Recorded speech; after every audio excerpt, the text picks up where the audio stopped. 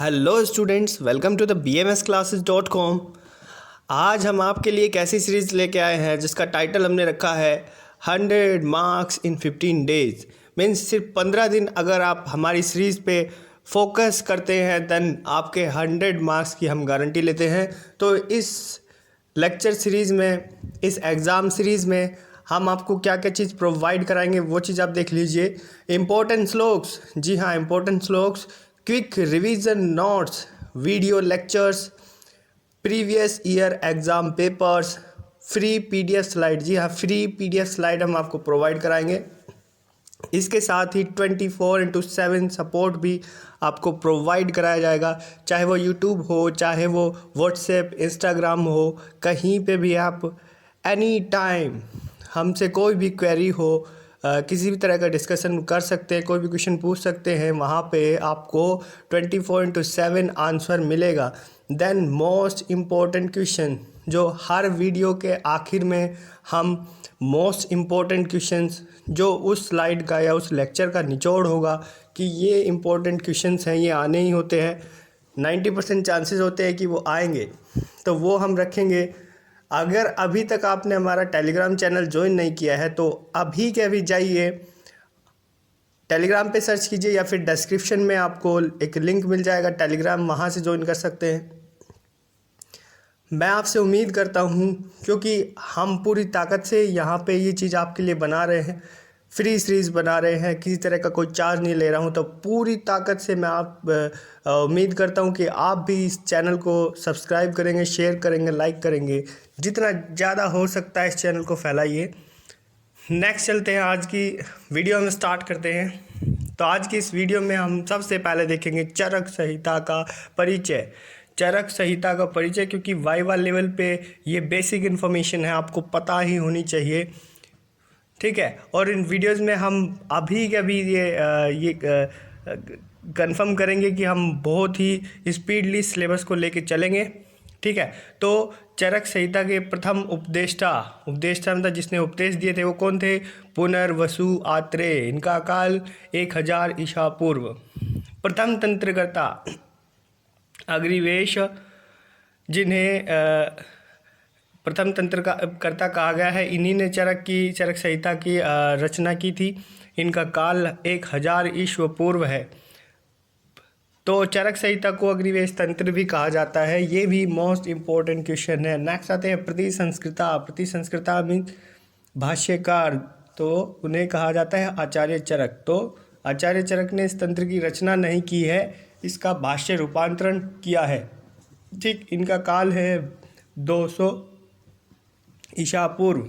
Next होता है संपूरक जो थे वो दृढ़ बल थे। दृढ़ बल की काल बताया गया है 4 सदी। संपूरक क्या होता है कि कुछ पूर्ति उन्होंने की है, इस शास्त्र में कुछ कमियां रह गई थी तो वो दृढ़ बल ने उनकी पूर्ति की है। अब आ जाते हैं विषय विवेचन पे। विषय विवेचन में पढ़ते हैं कि चरक संहिता के अंतर्गत हम कुल 8 स्थानों का वर्णन पढ़ते हैं, कुल 120 अध्याय, कुल श्लोक 12,000 पढ़ते हैं, और कुल सूत्र क्या होते हैं और श्लोक क्या होते हैं, दोनों में डिफरेंस ये है। सूत्र होते हैं धागा, मतलब जो बेस होता है, जो एक ट्रिक कहते हैं, एक ट्रिक बनाई गई है, वो उस ट्रिक को सूत्र नाम दिया गया है। और श्लोक में हम कुछ भी चीज़ पढ़ सकते हैं, मतलब उस सूत्र का एक्सप्लेनेशन भी हम श्लोक में पढ़ सकते हैं। तो कुल सूत्र क्या है? 9295 मीन्स के कुल सूत्र तो है 9295 और कुल श्लोक है 12,000, और कुल योग जो बताए हैं, जो औषधीय योग है वो है 1950। नेक्स्ट आते हैं कि 8 स्थान इसमें चरक संहिता में कौन कौन से हैं। ये पीजी लेवल पे भी आपके लिए बहुत इंपॉर्टेंट होने वाला है, तो इसे ध्यान से देखिए।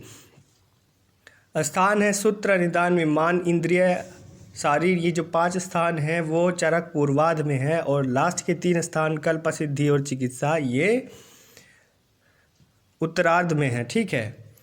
अभी सूत्र स्थान में 30 अध्याय, निदान, विमान, शारीर में 8-8 अध्याय होते हैं, और इंद्रिय में 12 अध्याय होते हैं।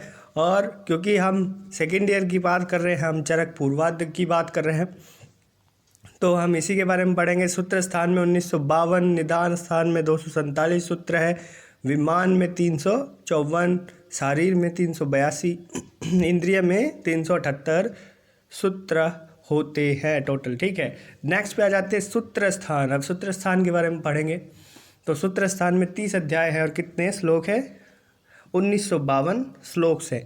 तो सूत्र स्थान को हम 7 चतुष्क में डिवाइड कर लेते हैं, क्योंकि ये 30 अध्याय हैं। 30 अध्याय को हम 7 चतुष्क मतलब होता है कि 4-4 का एक पेयर बना लेते हैं, ठीक है।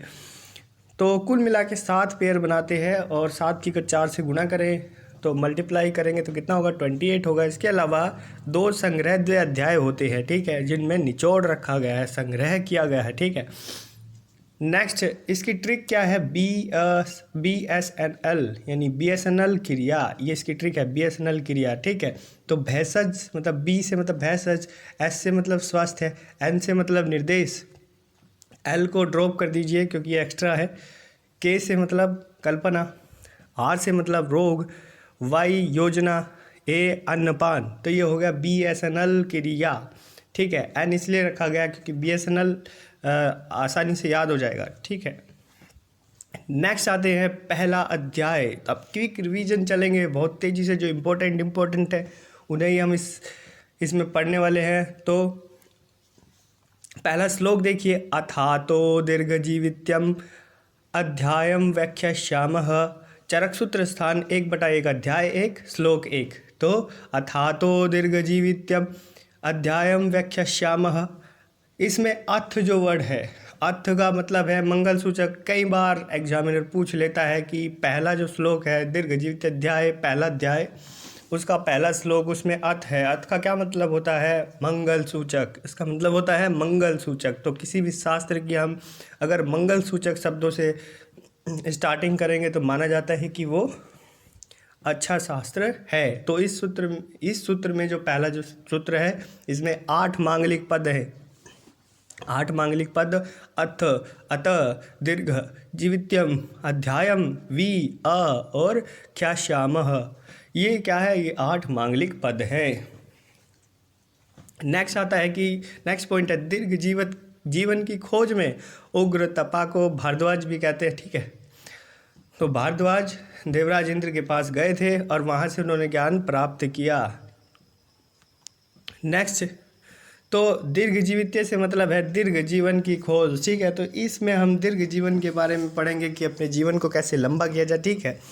लंबा जीवन कैसे जिया जाए इस अध्याय में पढ़ेंगे। अवतरण पे आ जाते हैं। ब्रह्मा जी ने दक्ष प्रजापति, अब ब्रह्मा जी तो थे भगवान ब्रह्मा जी, उन्होंने क्या किया? आयुर्वेद का स्मरण किया, स्मरण करके आयुर्वेद का ग्रहण किया, आयुर्वेद का ज्ञान ग्रहण किया। उसके बाद उनके बेटे थे दक्ष प्रजापति, उन्होंने उस ज्ञान को अपने बेटे को सौंप दिया, दे दिया, ठीक है, सिखा दिया। उसके बाद उन्होंने अश्वनी कुमार और अश्वनी कुमार से भारद्वाज ने, भारद्वाज से आत्रेय ने, आत्रेय के जो 6 शिष्य थे वहाँ पे उन्होंने आयुर्वेद का ज्ञान लिया। तो इस तरह से अवतरण है। हर बुक में ये ज़्यादातर अलग अलग मिलता है क्योंकि सभी आचार्यों ने अलग अलग बताया है। चरक आचार्य ने ये बताया है, ठीक है। नेक्स्ट आता है, एक बात ध्यान रखिए, जो मैं ये ग्रीन पेन से जो टॉपिक्स लिख रहा हूँ बहुत ज़्यादा इम्पोर्टेंट है, ठीक है। 4 पुरुषार्थ, 4 पुरुषार्थ में धर्म, अर्थ, काम तथा मोक्ष, ये 4 पुरुषार्थ है। धर्म, अर्थ, काम, मोक्ष, ये 4 पुरुषार्थ है और इन पुरुषार्थों की प्राप्ति करनी चाहिए किसी भी पुरुष को। पुरुष से मतलब पुरुष और स्त्री दोनों इसमें आ जाते हैं। तो दोनों को इन 4 पुरुषार्थों की प्राप्ति करने के लिए इस धरती पे आए हैं वो। तो इस धरती पर आए हैं तो इन 4 पुरुषार्थों की नहीं, उनके अर्थ हैं, इन्हें ग्रहण करना चाहिए। धर्म, अर्थ, काम, मोक्ष, ठीक है। और आरोग्य इनकी प्राप्ति का साधन है। अगर आदमी स्वस्थ होगा तभी, स्वस्थ मतलब आरोग्य उसे मिलेगा, तब सुख की प्राप्ति होगी, तभी वो इन 4 का ग्रहण कर सकता है। नेक्स्ट आते हैं इंद्र के पर्याय, सहस्रास्त्र, सचीपति, बलहंतार, सुरेश्वरम, सत्यक्रतु। तो ये 5 इंद्र के पर्याय इसमें हमने मेंशन किए हैं, ये काफ़ी इम्पोर्टेंट है। नेक्स्ट आते हैं त्रिसूत्र, जिसे त्रिस्कंध भी कहते हैं। इसका वर्णन आगे भी हम करेंगे। तो हेतु, लिंग, औषध, त्रिसूत्र कहे गए हैं, ठीक है। अब आते हैं षट पदार्थ। षट मतलब 6 और पदार्थ मतलब कि मैटर। इसका वर्णन हमने पदार्थ विज्ञान की जो पहली हमारी वीडियो उसमें बहुत ही अच्छे से षट पदार्थ का वर्णन किया है। ठीक है। और पदार्थ 6 प्रकार के बताए हैं। आचार्य चरक ने इनका एक सीक्वेंस अलग बताया है और वैशेषिक दर्शन में इनका सीक्वेंस अलग है। तो चरक ने बताया है सामान्य, विशेष, गुण, द्रव्य, कर्म, समवाय। लेकिन वैशेषिक दर्शन में क्या कहा गया है? द्रव्य, गुण, कर्म, सामान्य, विशेष, समवाय। ठीक है, तो दोनों में सीक्वेंस अलग अलग है। नेक्स्ट पे आते हैं बहुत जल्दी से। त्रिदंड, त्रिस्तंभ। त्रिदंड या त्रिस्तंभ दोनों एक ही नाम है। त्रिदंड क्या होता है? सत्व, मन। सत्व कहते हैं मन को, आत्मा और शरीर, ये तीन क्या है? मन, आत्मा और शरीर। सत्व, आत्मा और शरीर, ये क्या है? त्रिदंड है या त्रिस्तंभ है। ठीक है।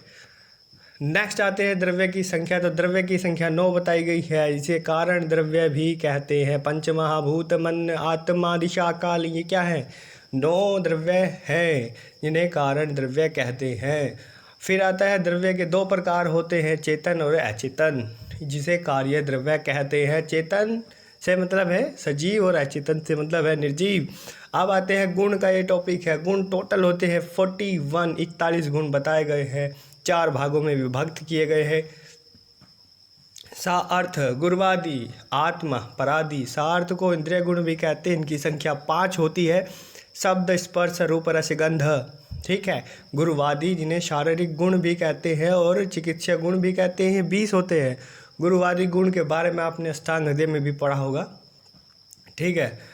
नेक्स्ट आते हैं आत्म या अध्यात्म गुण। 6 होते हैं, बुद्धि, इच्छा, द्वेष, सुख, दुख और प्रयत्न। फिर आते हैं परादी, ये सामान्य गुण जिन्हें कहते हैं।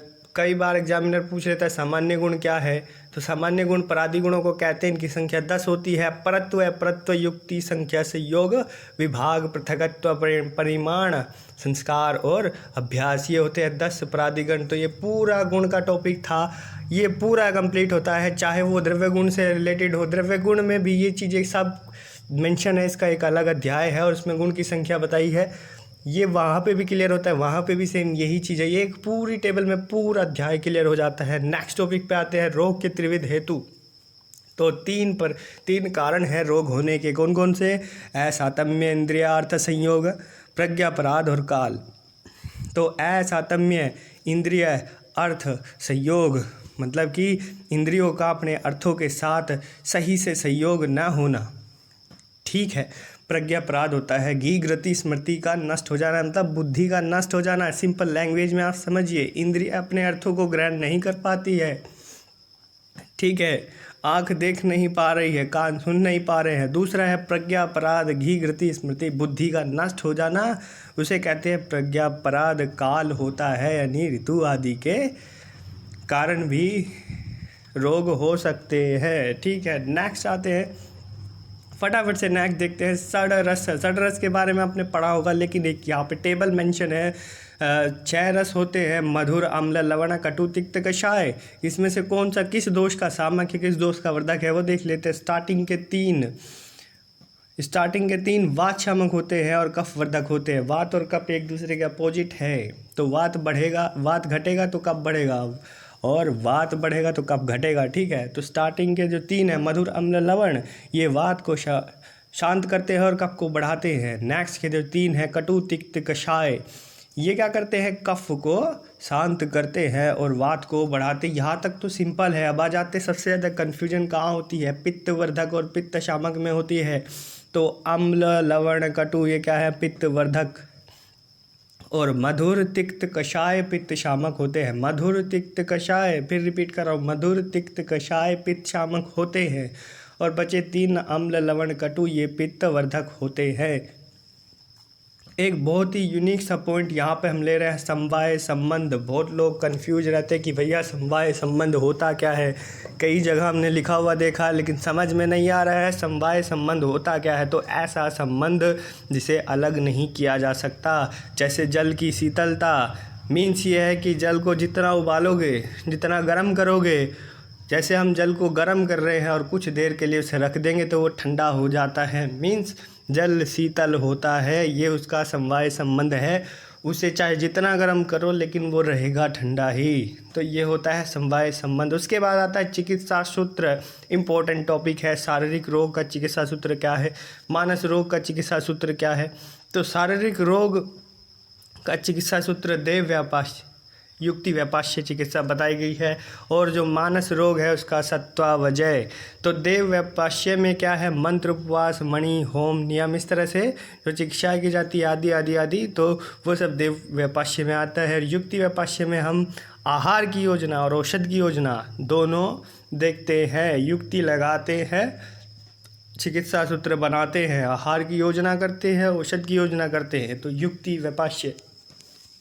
नेक्स्ट आता है मानस रोग। जो मानसिक रोगी है उनके लिए क्या चिकित्सा की जाए, तो सत्वावजय चिकित्सा बताई है। बहुत लोग कंफ्यूज रहते हैं, भैया सत्वावजय क्या है, तो सत्व मतलब मन की चिकित्सा सत्वावजय चिकित्सा है। ज्ञान विज्ञान, धैर्य, स्मृति और समाधि, ये क्या है, सत्वावजय चिकित्सा में आते हैं। नेक्स्ट आते हैं वात पित्त कफ के गुण क्या, इन्हें बताने की ज़रूरत है। आप फर्स्ट ईयर से इन्हें पढ़ते हुए आ रहे हैं। फर्स्ट ईयर की क्रिया शारीर की बुक उठाइए, वहाँ से पढ़िए। वात पित्त और कफ के गुण क्या होते हैं, अष्टांग हृदय उठाइए, वहाँ से पढ़िए। नेक्स्ट आते हैं द्रव्यों का वर्गीकरण। मोस्ट इम्पोर्टेंट टॉपिक, द्रव्यों का वर्गीकरण। तो द्रव्यों के वर्गीकरण को कई तरीके से किया गया है। जैसे प्रभाव भेद से द्रव्य 3 प्रकार से बताए गए हैं। पहला दोष प्रशामक, धातु प्रदूषक और स्वास्थ्यवृत्त कर।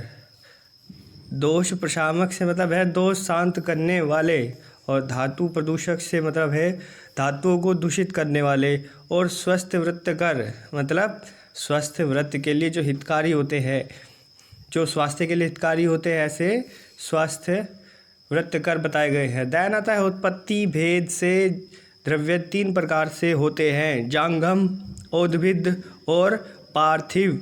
इम्पोर्टेंट है, जांगम जो होते हैं जो चल फिर सकते हैं वो जांगम है। जैसे मनुष्य, पक्षी आदि, ये सब क्या है, जांगम है, मतलब ये चल फिर सकते हैं। आगे आते कन्फ्यूजन क्लियर होगा। औद्भिद द्रव्य कौन से होते हैं, जो पृथ्वी को फाड़ के निकलते हैं, जैसे पेड़ पौधे क्या होते हैं, औद्भिद द्रव्यों में आते हैं। नेक्स्ट है पार्थिव। अब पार्थिव क्या होते हैं, जो पृथ्वी के भीतर खानों से निकलते हैं, जैसे सोना आदि, ये सब क्या है, पार्थिव द्रव्यों में आते हैं। तो शिलाजीत क्या, वो पार्थिव औषध द्रव्य है, ठीक है। तो उत्पत्ति भेद से 3 प्रकार से बताया है, जांगम, औद्भिद और पार्थिव, यानी 3 तरह से इनकी उत्पत्ति हो सकती है, ठीक है। द्रव्यों का वर्गीकरण कुछ इस प्रकार से भी किया जा सकता है, मूलनी, फलिनी, स्माह, स्नेह, लवण, मूत्र, दुग्ध, शोधन, वृक्ष। तो जो मूलनी द्रव्य होते हैं वो 16 बताए गए हैं, फलिनी 19 बताए गए हैं। इंपॉर्टेंट है, पूछ लिया जाता है कि मूलनी कितने हैं, फलिनी कितने हैं। महा, स्नेह 4 बताए गए हैं, 5 लवण और 8 मूत्र, 8 दुग्ध होते हैं, और 6 शोधन वृक्ष द्रव्य होते हैं। नेक्स्ट पे आते हैं, एक्सप्लेनेशन देख लेते हैं। 4 महास्नेह कौन कौन से होते हैं, घृत, तेला, वसा, मज्जा। घृत, तेला, वसा, मज्जा, एक सीक्वेंस में महा स्नेह द्रव्य, स्नेह मतलब ऑयली मतलब चिकने, ठीक है। नेक्स्ट आता है 5 नमक। 5 नमक कौन कौन से होते हैं, पंच लवण कौन कौन से होते हैं, काला, सेंधा, विद्ध, रेहण और सामुद्र नमक। 8 मूत्र कौन से होते हैं, भेड़, बकरी, गौ, भैंस, हाथी, ऊँट, घोड़ा और गधा। तो 8 दुग्ध के बारे में एक्सप्लेनेशन पढ़ेंगे। तो भेड़, बकरी, गाय, भैंस, हाथी, ऊँट, घोड़ा और स्त्री की बात की गई है। नेक्स्ट आता है शोधन वृक्ष। शोधन वृक्ष से आचार्य चरक ने 6 कहे हैं। शोधन वृक्ष द्रव्य सबसे पहला स्नूही, जिसे सेहुंड कहते हैं, इसका प्रयोग विरेचन के लिए किया जाता है। नेक्स्ट अर्क मदार, जिसे कहा जाता है दूध, इसके दूध का प्रयोग वमन और विरेचन के लिए करते हैं। नेक्स्ट आता है अस्मंतक यानी पत्थर चूर, इसका प्रयोग वमन के लिए किया जाता है। नेक्स्ट है नंबर 4 पुतिक यानी लताकरण जिसे कहा जाता है, इसकी छाल का प्रयोग हम विरेचन में करते हैं। और कृष्णगंधा जिसे सहीजन कहते हैं, ये कृष्णगंधा की छाल का प्रयोग हम कुष्ठ, गलगंड आदि रोगों में करते हैं। नेक्स्ट आता है लास्ट वन तिलवक। तिलवक की छाल का प्रयोग विरेचन में किया जाता है, ठीक है। तो यहाँ पे आपका पहला दीर्घजीवितम अध्याय समाप्त तो होता है। इसके इम्पोर्टेंट पॉइंट से अब बात करते हैं इनके इम्पोर्टेंट क्वेश्चन पे कि क्या क्या इसमें इम्पोर्टेंट क्वेश्चंस है। नेक्स्ट आते हैं, देखते हैं। पहला क्वेश्चन है त्रिसूत्र आयुर्वेद का वर्णन कीजिए। बहुत इम्पोर्टेंट है, इसे नोट कर लीजिए, ये चीज़ नोट कर लीजिए। त्रिसूत्र आयुर्वेद का वर्णन कीजिए, बहुत बार आता है, 10 नंबर में भी आ सकता है। त्रिसूत्र आयुर्वेद का वर्णन कीजिए। नेक्स्ट है द्रव्यों के वर्गीकरण का विस्तृत पूर्वक वर्णन करो। तो द्रव्यों का वर्गीकरण अभी हमने पढ़ा है, चाहे वो उत्पत्ति भेद से हो, चाहे वो प्रभाव भेद से हो, ये चीज़ हमने पढ़ी है अभी। ये द्रव्यों का वर्गीकरण हमने पढ़ा है, ये पूरा विस्तृत पूर्वक इसमें बताना है। नेक्स्ट आता है अष्टदुग्ध और अष्टमूत्र के नाम वर्णित कीजिए। तो इन्हें, ये भी एक इम्पोर्टेंट क्वेश्चन है, 2 नंबर में 4 नंबर में पूछा जा सकता है। त्रिदंड क्या होता है, 2 नंबर का क्वेश्चन है। त्रिदंड आ जाता है, कभी कभी 5 नंबर में भी आ जाता है, तो ये भी एक इम्पोर्टेंट क्वेश्चन है। नेक्स्ट है शारीरिक या मानस दोषों का चिकित्सा सूत्र लिखिए। शारीरिक दोष या मानस दोष चिकित्सा सूत्र बताया हुआ है, देह व्यपाश्य, युक्ति व्यपाश्य और सत्तावजय, ठीक है। फिर है महास्नेह कितने होते हैं, तो महास्नेह 4 होते हैं, अभी हमने पीछे इस चीज़ में पढ़ा है। तो ये कुछ इम्पोर्टेंट क्वेश्चन थे जो दीर्घ जीवित अध्याय से होते हैं और कई बार पेपर्स में देखे गए हैं, प्रीवियस पेपर में देखे गए हैं। तो आगे आने वाली जो वीडियोस होगी उसमें हम नेक्स्ट लेक्चर्स के बारे में बात करेंगे, नेक्स्ट चरक के नेक्स्ट चैप्टर्स के बारे में बात करेंगे। तो अभी के लिए बस इतना ही, और आपसे उम्मीद करता हूँ मैं कि आप इस वीडियो को जितना ज़्यादा हो सके शेयर करेंगे। तो अभी इस वीडियो को लाइक कीजिए, कमेंट कीजिए, जो आपकी क्वेरीज है कमेंट करें, और इस स्लाइड को आप ले सकते हैं, डिस्क्रिप्शन में इसका लिंक है, वहाँ से आप इस चीज़ को ले सकते हैं, डाउनलोड कर सकते हैं। तो अभी के लिए बस इतना ही, मिलता हूँ नेक्स्ट वीडियो में, तब तक के लिए थैंक यू। जय आयुर्वेदा।